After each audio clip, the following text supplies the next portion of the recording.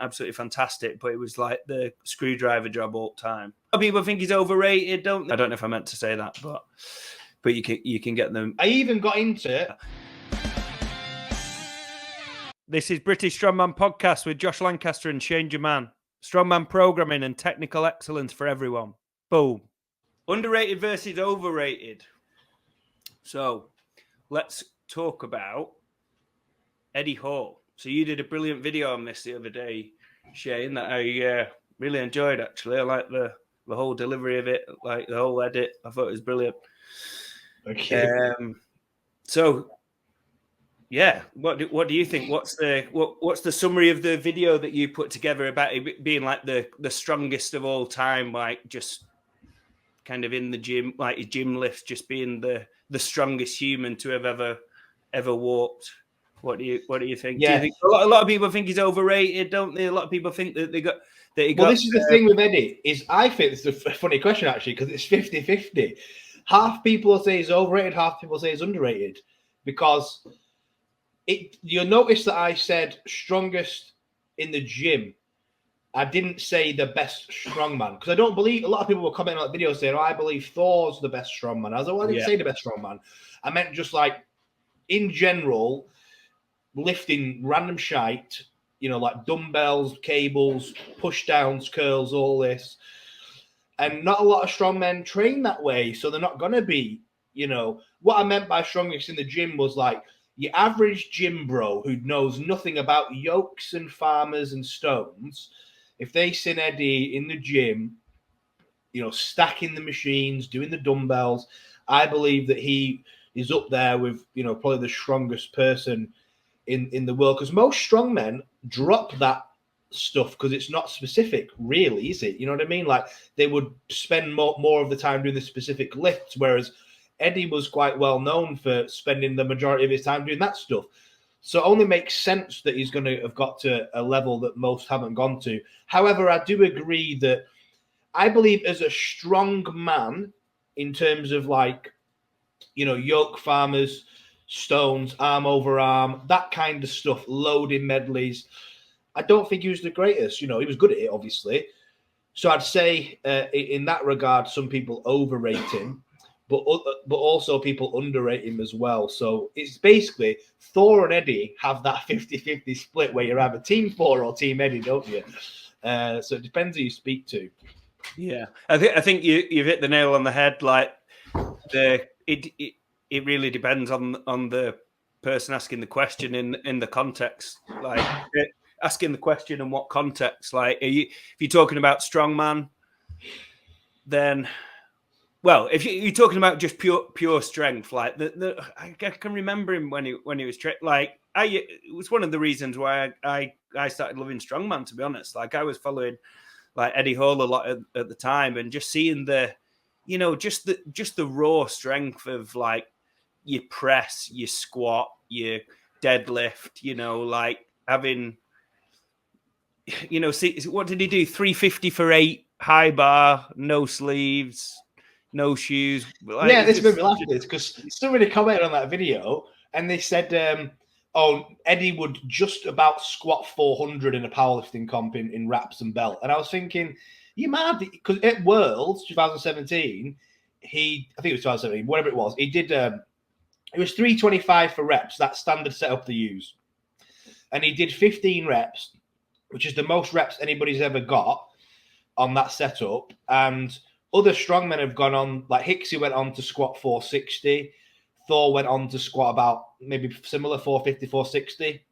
So, yeah, Eddie, statically, Eddie's an absolute freak, mate, and he's class to watch. The reason why I like this stuff is I love all aspects of the sport. I really enjoy watching someone like Eddie who's taken brute raw strength to its peak, but then I also enjoy watching somebody who's technically a little bit more proficient with getting loads over their head, for example, like Rob Kearney doing a bit of a split jerk in the opens or whatnot. I love all aspects of the sport, but I think when you talk from like who took raw, pure strength to its fullest, I always think Eddie Hall, really. I think Thor's a nice blend, personally. I think Thor's monstrously strong, but he's also got very good proficient technique about getting more load out of his leg drive, etc. Whereas Eddie's more like just press the thing. Yeah. I do think it's interesting now.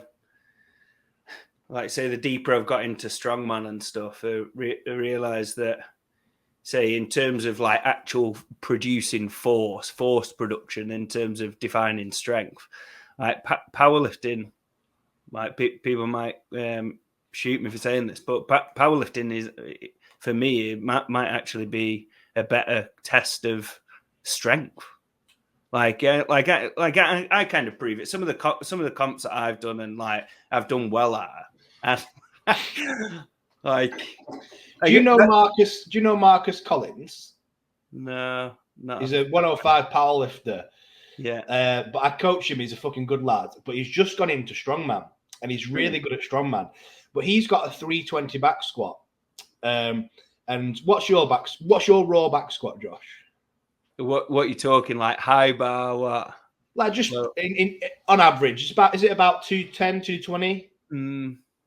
Yeah, 205. I did 180 for 3 on the safety bar the other day. That was pretty good. Right. Well, Marcus has always over 300 squat, really. If you put him on a safety, a low bar, he's about that. You got a 200. He messaged me the other day when you did your 390 yoke. And he said, Shayna, I just can't wrap my head around it. Like, how come Josh can run with that 390 yoke and he's got about a 200 squat, and I'm getting buried by 300 yoke, but I can squat over 300? And I actually said to him, I was like, Marcus, I was like, it's just, they don't really correlate very well, to be honest. I said, so you just need to keep practicing yoke. And he's like, I just can't get my head around it, though. And I'm like, I kind of understand, because a lot of powerlifters think, oh, I squat 350, I'll sprint with a 350 yoke. I'm like, no, it doesn't really work like that. So I do it in terms of a test of absolute strength. I do think that, powerlifting does test that obviously better. But strongman's all about having all aspects of strength, speed strength, strength acceleration, absolute strength, strength endurance. It tests everything. So as a strength athlete, strongman's the purest test. But Eddie Hall, what he did is he took his absolute strength so high that it meant that didn't really matter. He could just blitz everything. So that's why I think he did that. It's quite interesting because, like, some of the things that he said about trade. Like, I remember one of the things that stuck with me when I was probably like 2017 or something, 2018, and he was saying that, he doesn't train for reps because he just gets his 1 rep max up, and then any percentage of his 1 rep max is like he gets his 1 RM up, and then he gets his 1 RM up to 500 deadlift, then 350 for reps is whatever percent. Yeah, he's going to do a lot. and it's absolutely brilliant. But I took that as gospel and just kind of, and then I've learned over time that you can get loads of like skill benefits from working and like different energy system development, working in different kind of zones. Underrated versus overrated back squats. And let's put this in the context of strongman. Back squats for strongman. So Shane's already touched on it. That say someone like me, for instance, who's got a bang average back squat. I'm really good at yoke. Like there's no kind of there's no kind of correlation. I'd say I'm not even average at back squat. I'm probably not good whatsoever. But I will argue that if I felt that I needed to be good at back squats for my sport, then I'd work out how to be a savage at back squat. Like I'd do it. But I just don't personally. I think they're overrated. To see a lot of people who are doing a strongman program and they're doing a 4-day split or even a 3-day split, and then one of the day is like kind of dedicated to the back squat, and they're kind of used to this bodybuilding style split or whatever. I just think it's wasteful in terms of opportunity costs. What do you think, Shane? And what should we do instead? So, if you'd have asked me this 4 or 5 years ago, because basically one of the biggest changes to my programming, and it comes from spending time around you, to be honest, Josh. This is where it came from. I used to be a big believer in getting that back squat as high as possible, because I believed that it transferred over to all aspects of strongman. And I do still believe that, but to a much lesser degree. I believe that the back squat has its place, but it should be the number one. It should be the top of the list that gets subbed out when it's not relevant anymore. So if there's room for it in the program, for example, off season at the moment, I've got all my guys doing back squats, sumo deadlifts, and things that are non-specific because we're so far away from comp season. So right now, beneficial. As we get closer to show, as soon as an event needs to take its place, it becomes, lower down the list in terms of priority. So I would say personally that they're overrated, because just like myself, I used to overrate them, and I've learned over time not to. And I have got much. It's clear, to be honest to me, Josh, that I have got much higher comp success with back squat being less of a priority. For example, Lucy Unders that I coach, she pretty much won everything this year in the open females.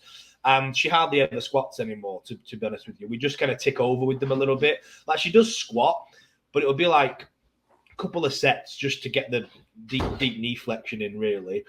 And yeah, it's definitely something that I've learned to tone down my emphasis on in my programming. Yeah. So it's something that I've changed my mind on a little bit more recently. I've really found a benefit in going back to. I've been putting more back squats in my own training, and I found a real benefit for just.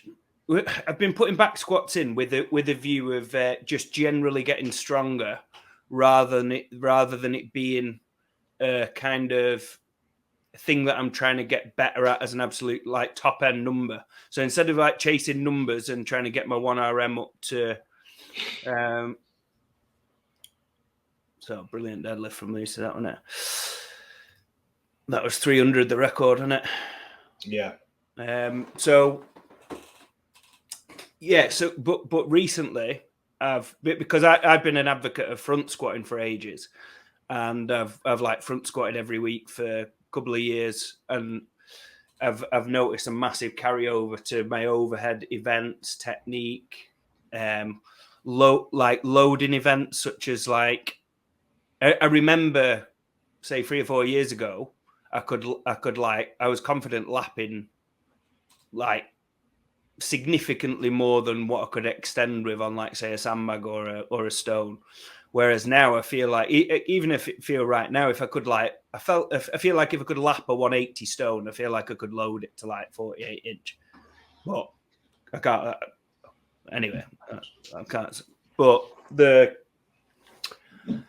I think what I've really found benefit in terms of, like, say, rehabbing, like, and prehab, like, injuries that have been, or imbalances that I'm working with, like my glutes and whatever. I'm really feeling a benefit from actually getting, from using squats as a kind of rehab, or like just less like a rehab thing, but low down on the strength priority list, if you will, but still a staple, because I feel like I'm really tuning in with my foot control, like my adductor control, which is like, say, everything else that I do, I'm like kind of dominated by external rotation, abduction and stuff. So I'm really focused on my squat as like to develop adduction and better pelvic position, getting into more positive. Like, basically, I'm noticing that when I'm having my best deadlift kind of bout, so when my deadlifts are like feel okay, like it's after I've done like squats for an hour. Like I'm actually finding that more beneficial than doing, like, say, 15 to 20 rehab exercise, if you will. Like, actually, squats a good indicator of readiness as well. Like, if you can go into a session, and even if it's 100 kilos or something, like a low percent, 50% or whatever, if you can do a 100 kilo back squat for a set of 10 reps with no supportive equipment, You get under the bar, you can go up and down pain-free, and you can feel everything working as it should. There's nothing like, oh, my left glute don't feel, if it feels sweet, then you're ready for a good session, really. So it is a good indicator of your readiness for performance as well, and an indicator of imbalances and dysfunction, because if every time you squat, you've got to nip in and out of each set and I've got to do some glute bridges, I've got to do this, I've got to do this, that. Now they feel okay. Then it's showing you that there's something there that, because at the end of the day, we should be able to get under a squat bar and squat perfectly. Yeah, you know what? I think that's an absolutely brilliant point to summarize, is like actually use that, like I think they're overrated as like a massive strength focus in your kind of strength program for strongman. But I think they're underrated as a tool, as like a kind of movement screen. Like Shane, next time you go in the gym, like without putting your shoes on, go and get an empty bar, see what your squat feels like. Take a look from the front, from the side, see what's happening. Does it feel perfect? Or is your arch collapsing in your foot, your knee coming in? Are you rounding forward? Are you getting butt wink? Like any of these little things. Because I use it. And the main thing I use it for, Josh, is I'll always do some squats as a warm-up, and I'll chest my knees, because that's my indicator as to if I can push today. Because if I'm overtrained, my knees are like, basically it takes me like a 45-second eccentric to hit depth on a bodyweight squat. And if I can just drop into it, I'm like, oh, I'm good to go today. Underrated versus overrated. SBD belt.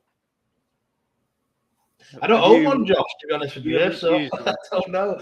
I do think, though, that they are handy, because if you're like me and you're flying up and down in body weight, you don't have to get your bloody screwdriver out every 5 seconds. So to me, that sounds like a. Oh yeah, I forgot that about training with you, Shane. Have you got a screwdriver? Has anyone got a screwdriver? Did I have to change it last session? I think I did. Didn't I? But yeah, other than that, though, I don't know if they're what they feel like to lift in me. I've never lifted in one. Yeah, so they've got a heavy price tag, haven't they? What are they like? Quite expensive, 160, 170 or something. Yeah, I think secondhand you get them about 120 still, so they must be about 180. Yeah.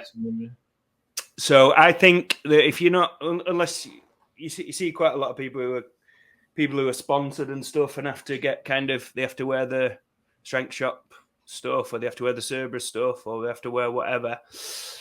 Whereas I feel like if you just had the choice and you weren't connected to anybody, I think they're absolutely brilliant. Even just for the kind of, I don't think the belt itself is like anything like spectacular. It's like a 13 mil. Like feels like another belt being 13 mil, but the convenience of being able to, like you say, if you fluctuate body weight quite a bit, or to be honest, like everybody can fluctuate body weight a lot. I think a lot of people who don't even compete in, say, weight classes and weigh themselves frequently, like I think if people track the weight in the morning and the evening, they had a big salty tea the night before, or they haven't drunk, like because of hydration levels, not that you're getting like safe and fluid retention and stuff, not necessarily that you're getting fat overnight or whatever, but we can easily fluctuate. But also, I like my belt, because on the Strength Shop belt, it's got 4 little areas for your prongs, and I can either put it into 2 or full 4. So I do have like a little bit of lenience as to how tight I want it. But I like my belt, different tightness on different lifts. Yes. So I do adjust it a little bit, but it would be better if I had more freedom, because sometimes, like say I'm bloated, I'm forced to put it on the bigger side anyway. And maybe I want it even looser than that. I don't have that freedom. So I can see that part of the SBD belt being... why do other companies not have some design like that, I wonder? I think it's patented design, I think. Right. You'd think there'd be some other way to come up with an idea to adjust your thing, wouldn't you? But yeah, apparently but that is absolutely amazing. Honestly, an absolute game changer. I got mine years ago, especially for strongman. I find even when I was just doing powerlifting, like because I liked having my squat literally as tight as I could literally as tight as I could get on. And Say then a good one. Go on. I actually had to buy. This is a good example. Actually, I like when I do stones. I put an underbelt on as well. Yeah. I don't put the underbelt on for anything else, so I can't use my belt because it doesn't fit with the underbelt on. So I actually had to get a second belt off Strength Shop so I could put my underbelt on, put another belt on, and then do stones without having to screw the thing and make it bigger each time. With the SBD, you'd be able to wear a hoodie if you wanted to, whatever. It doesn't change you can adjust the belt, can't you? Whatever you're wearing. Whereas for me, for my belt to fit, I have to be in a t-shirt, and then it fits. If I'm wearing a thicker hoodie, it doesn't fit. If I put an underbelt on, it doesn't fit. So I guess it is very handy. Yeah. So especially for like what I was saying, powerlifting, squat, I'd have it as tight as I physically could, and then if I tried to put the same tightness on for deadlift, it'd negatively affect my start position. So I'd have like a notch looser. So I used to use like an Inza Forever belt. I had like a 10 mil one and a 13 mil one. They were absolutely brilliant, absolutely fantastic. But it was like the screwdriver job all the time. Yeah. And then with Strongman, like there's some events where I just like the belt and one underbelt. There's some events where I use 3 underbelts. There's like there's some events where I'll wear it higher on my rib cage, wear it lower on my it's just absolutely brilliant for the convenience of being able to, or even so much as like say warm up sets of like say for instance your deadlift or whatever. Like you might have 3 settings. You might have like I'll just have a really light brace set, and then I'll crank it up a bit, and then I'll put it up one tighter for my top set or whatever, and it's just so convenient. And also as well for SBD, if you break your belt, so if you're a dirty belt cleaner like me, I've broken the belt buckle like several times, and you can get a replacement one for $34.99 from SBD. I don't know if I meant to say that, but you can get them replaced, and they're just absolutely brilliant. So yeah, I'm a massive fan.